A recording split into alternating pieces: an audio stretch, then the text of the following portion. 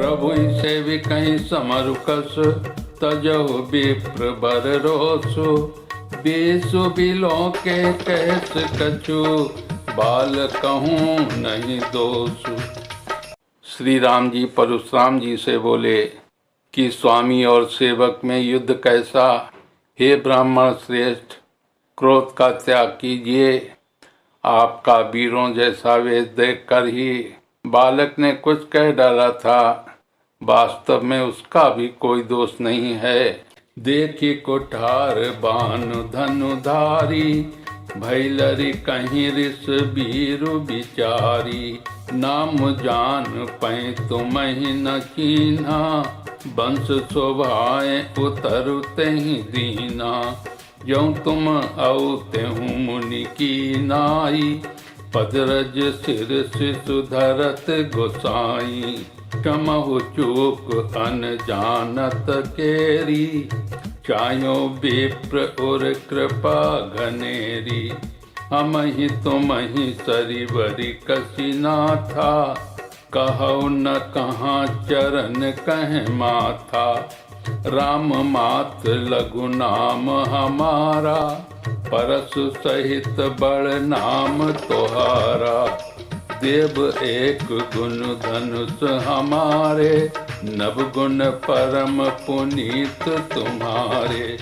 सब प्रकार हम तुम सनहारे, क्षमहु विप्र अपराध हमारे। बार बार मुनि विप्र बर, कहा राम सन राम। बोले भृगुपति सरस हसी, तहु बंध समबाम। आपको कुठार बाण और धनुष धारण किए देखकर और वीर समझकर बालक को क्रोध आ गया। वो आपका नाम तो जानता था, पर उसने आपको पहचाना नहीं। अपने वंश रघुवंश के स्वभाव के अनुसार उसने उत्तर दिया, यदि आप मुनि की तरह आते तो हे स्वामी, बालक आपके चरणों की धूली सिर पर रखता। अनजाने की भूल को क्षमा कर दीजिए। ब्राह्मणों के हृदय में बहुत अधिक दया होनी चाहिए। हे नाथ, हमारी और आपकी बराबरी कैसी। कहिए ना, कहाँ चरण और कहाँ मस्तक, कहाँ मेरा राम मात्र छोटा सा नाम, और कहाँ आपका परुष सहित बड़ा नाम। हे देव, हमारे तो एक ही गुण धनुष है, और आपके परम पवित्र शम दम तप सौ क्षमा सरलता, ज्ञान विज्ञान और अस्तिकता, ये 9 गुण हैं। हम तो सब प्रकार से आपसे हारे हैं। हे विप्र, हमारे अपराधों को क्षमा कीजिए। श्री रामचंद्र जी ने परशुराम जी को बार बार मुनि और विप्रवर कहा। तब रघुपति परशुराम जी कुपित होकर अथवा क्रोध की हंसी हंसकर बोले, तू भी अपने भाई के समान ही टेढ़ा है। निपटहि द्विज करि जानहि मोहि, मैं जस विप्र सुनाबहु तोहि। चाप श्रुबासर आहुति जानू, कोप मोर अति घोर कृसानु। समिध सेन चतुरंग सुहाई, महामहीप भय पशु आई। मैं एहि परशु काटि बल दीने, समर जग जप कोटिन कीने। मोर प्रभाव विदित नहीं तोरे, बोलसी निदरि विप्र के भोरे। बंजेहु चाप दापु बड़बाड़ा, अहिमिति मनहु जीत जग उठाड़ा। राम कहा मुनि कहु विचारी, ऋषि अति बड़ी लघु चूक हमारी। छुअतहि टूट पिनाक पुराना, मैं कही हेतु करऊं अभिमाना। ज्यों हम निदरहि विप्र बदि, सत्य सुनहु रघुनाथ। तऊं अस को जग सुवट जही, भय बस ना वही माथ। तू मुझे निरा ब्राह्मण ही समझता है। मैं जैसा विप्र हूँ तुझे सुनाता हूँ। धनुष को सुरवा, बाण को आहुति, और मेरे क्रोध को अत्यंत भयंकर अग्नि जान। चतुरंगिनी सेना, सुंदर समिधाएं, यज्ञ में जलाई जाने वाली लकड़ियां हैं। बड़े बड़े राजा इसमें आकर बलि के पशु हुए हैं, जिनको मैंने इसी फरसे से काटकर बलि दिया है। ऐसे करोड़ों उपयुक्त रण यज्ञ मैंने किए हैं, अर्थात जैसे मंत्रोच्चारण पूर्वक स्वाहा शब्द के साथ आहुति दी जाती है, उसी प्रकार मैंने पुकार पुकार कर राजाओं की बलि दी है। मेरा प्रभाव तुझे मालूम नहीं है, इसी से तू ब्राह्मण के धोखे मेरा निरादर करके बोल रहा है। धनुष तोड़ डाला, इससे तेरा घमंड बहुत बढ़ गया है। ऐसा अहंकार है मानो संसार को जीत कर खड़ा है। श्री रामचंद्र जी ने कहा, हे मुनि, विचार कर बोलिए, आपका क्रोध बहुत बड़ा है और मेरी भूल बहुत छोटी है। पुराना धनुष था, छूते ही टूट गया, मैं किस कारण अभिमान करूं?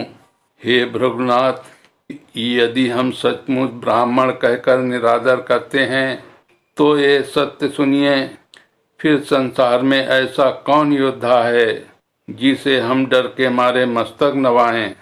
देव धनुज भूपति भट नाना, समबल अधिक हो बलवाना।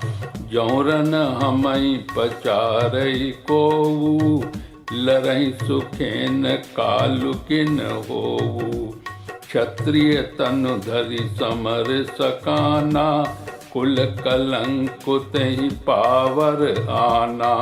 कहाऊँ स्वभाव न कुलसी प्रशंसी, कालहूँ डरहि नरन रघुवंशी। विप्रवर कई असी प्रभुताई, अभय होई जो तुम्हि डेराई। सुन मृदु गूढ़ बचन रघुपति के, उग्र पटल पर सुधर मति के। राम रमापति कर धनु लेहु, खैचहु मिटई मोर संदेहु।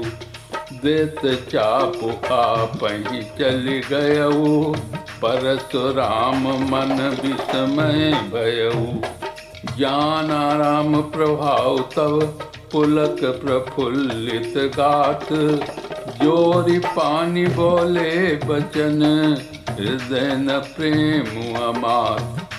देवता, दैत्य, राजा और बहुत से योद्धा, वे चाहे बल में हमारे बराबर हों, चाहे अधिक बलवान हों, यदि रण में हमें कोई भी ललकारे तो हम उससे सुखपूर्वक लड़ेंगे, चाहे काल ही क्यों न हो। क्षत्रिय का शरीर धरकर जो युद्ध में डर गया, उस नीच ने अपने कुल का कलंक लगा लिया। मैं स्वभाव से ही कहता हूँ, कुल की प्रशंसा करके नहीं, कि रघुवंशी रण में काल से भी नहीं डरते।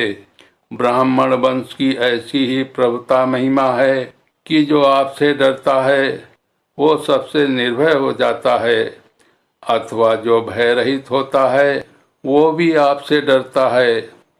श्री रघुनाथ जी के कोमल और रहस्यपूर्ण वचन सुनकर परशुराम जी की बुद्धि के पर्दे खुल गए। परशुराम जी ने कहा, हे राम, हे लक्ष्मीपति, धनुष को हाथ में अथवा लक्ष्मीपति विष्णु का धनुष लीजिए और इसे खींचिए, जिससे मेरा संदेह मिट जाए। परशुराम जी धनुष देने लगे, तब वो आप ही चला गया। तब परशुराम जी के मन में बड़ा आश्चर्य हुआ। तब उन्होंने श्री रामचंद्र जी का प्रभाव जाना, जिसके कारण उनका शरीर पुलकित और प्रफुल्लित हो गया। वे हाथ जोड़कर वचन बोले, प्रेम उनके हृदय में समाता न था। जय रघुवंश बनज बन भानु, गहन दनुज कुल दहन कृसानु। जय सुर विप्रधेनु हितकारी, जय मद मोह कोह भ्रमहारी। विनयशील करुणा गुण सागर, जयति बचन रचना अति नागर। सेवक सुखद सुभग सब अंगा, जय शरीर छवि कोट अनंगा। करऊं काह मुख एक प्रशंसा, जय महेश मन मानस हंसा। अनुचित बहुत कहूँ अज्ञाता, क्षमऊ क्षमा मंदिर दो भ्राता। कई जय जय जय रघुकुल केतु, रघुपति गए बनहि तप हेतु। अपभय कुटिल महीप डेराने, यहाँ तहाँ कायर गवहीं पराने। देवन दीन्ही दुदुम्बी, प्रभु पर बरसहि फूल। हर से पुर नर नारी सब, मिटी मोहमय सूल। हे रकुल रूपी कमल वन के सूर्य, हे राक्षसों के कुल रूपी घने जंगल को जलाने वाले अग्नि, आपकी जय हो। हे देवता ब्राह्मण और गो का हित करने वाले, आपकी जय हो। हे मद मोह क्रोध और भ्रम के हरने वाले, आपकी जय हो। हे विनयशील कृपा आदि गुणों के समुद्र और वचनों की रचना में अत्यंत चतुर, आपकी जय हो। हे सेवकों को सुख देने वाले, सब अंगों से सुंदर और शरीर में करोड़ों कामदेवों की छवि धारण करने वाले, आपकी जय हो। मैं एक मुख से आपकी क्या प्रशंसा करूं। हे महादेव जी के मन रूपी मानसरोवर के हंस, आपकी जय हो। मैंने अनजाने में आपको बहुत से अनुचित वचन कहे। हे क्षमा के मंदिर दोनों भाई, मुझे क्षमा कीजिए। हे रघुकुल के पताका स्वरूप श्री रामचंद्र जी, आपकी जय हो जय हो जय हो। ऐसा कहकर परशुराम जी तप के लिए वन को चले। ये देखकर दुष्ट राजा लोग बिना ही कारण के मना कल्पित डर से श्री रामचंद्र जी से तो परशुराम भी हार गए। हमने इनका अपमान किया था, अब कहीं ये उसका बदला न लें, इस व्यर्थ के डर से डर गए। बेकायर चुपके से जहां तहां भाग गए। देवताओं ने नगाड़े बजाए, वे प्रभु के ऊपर फूल बरसाने लगे। जनकपुर के स्त्री पुरुष सब हर्षित हो गए। उनका मोहमय अज्ञान से उत्पन्न शूल मिट गया।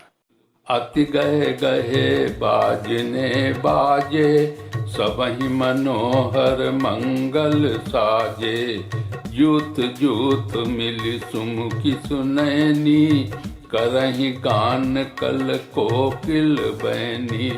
सुख विदेह कर बरनि न जाई, जन्म दरिद्र मनहु निधि पाई। गत त्रास भई सिय सुखारी, जन विधि उदय चकोर कुमारी।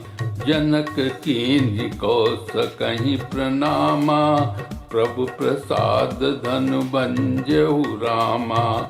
मोहि कृत कृत्य कीन्हि दोहु भाई, अब जो उचित सो कहु गोसाई।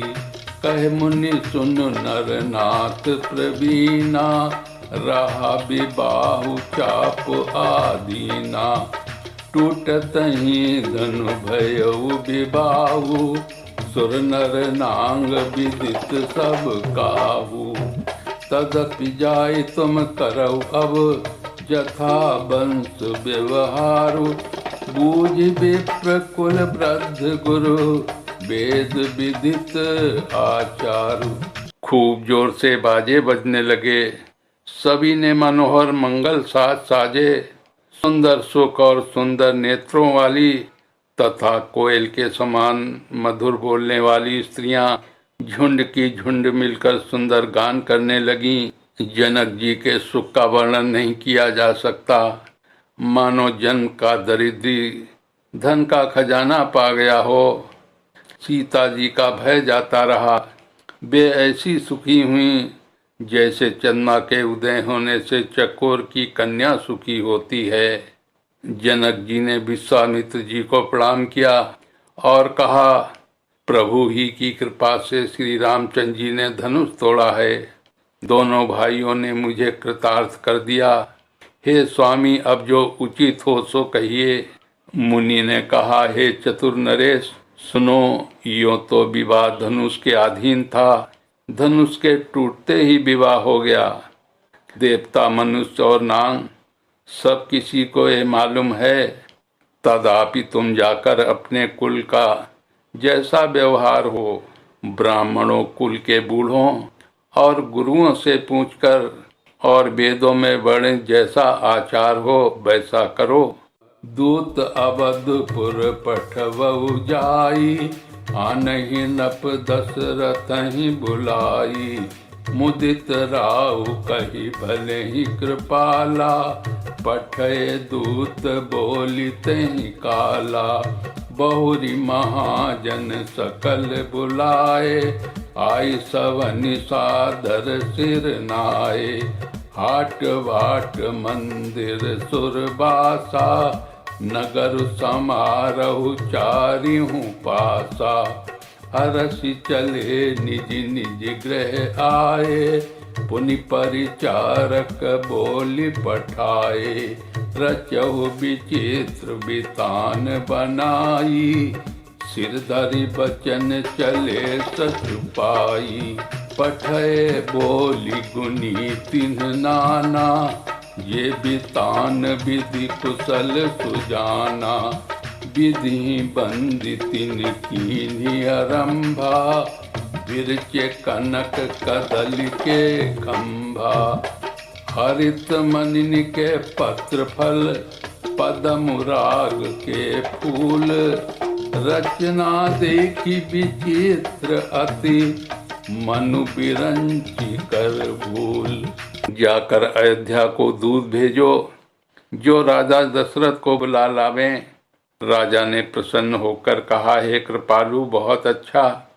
और उसी समय दूतों को बुलाकर भेज दिया। फिर सब महाजनों को बुलाया और सबने आकर राजा को आदर पूर्वक से नवाया। राजा ने कहा, बाजार, रास्ते, घर, देवालय और सारे नगर को चारों ओर से सजाओ। महाजन प्रसन्न होकर चले और अपने अपने घर आए। फिर राजा ने नौकरों को बुला भेजा और उन्हें आज्ञा दी कि विचित्र मंडप सजाकर तैयार करो। ये सुनकर वे सब राजा के वचन सिर पर धरकर और सुख पाकर चले। उन्होंने अनेकों कारीगरों को बुला भेजा, जो मंडप बनाने में कुशल और चतुर थे। उन्होंने ब्रह्मा की वंदना करके कार्य आरंभ किया और पहले सोने के केले के खंभे बनाए, हरी हरी मणियों, पन्नों के पत्ते और फल बनाए तथा पद्मराग मणियों के मलि के फूल बनाए। मंडप की अत्यंत विचित्र रचना देखकर ब्रह्मा का मन भी भूल गया। बोलिए श्यापति रामचंद्र की जय, उमापति महादेव की जय।